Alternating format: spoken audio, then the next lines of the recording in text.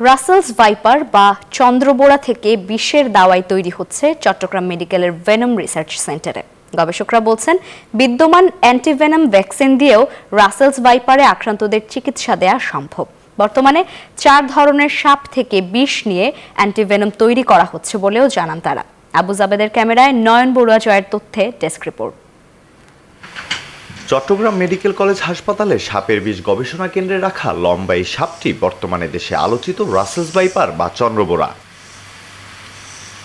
গবেষকরা জানান, শতভাগ কার্যকর অ্যান্টিভেনম তৈরি এবং তা গ্রামগঞ্জ পর্যন্ত পৌঁছানোই তাদের প্রধান লক্ষ্য।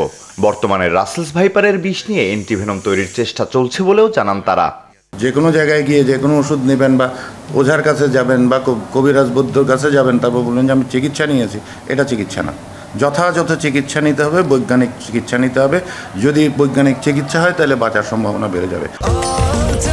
স্বাস্থ্যকর অল টাইম হানিকম, সব সময় অল টাইম হেলদি লাইফ।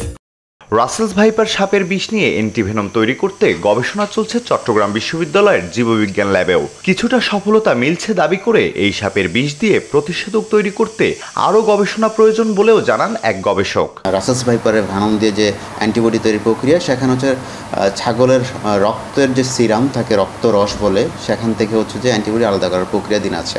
গবেষকরা জানান, বন্যা ও বৃষ্টির জন্য সাপটি শুকনো জায়গা খুঁজে বেড়াচ্ছে, কিন্তু সাপটি পেলেই যে মেরে ফেলা হচ্ছে তা খুব ভয়ের খবর।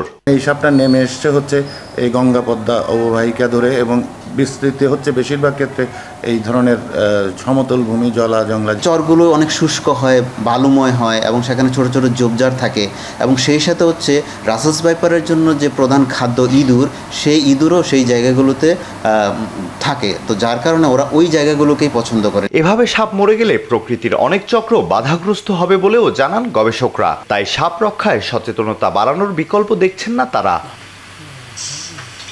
Desk report, news 24।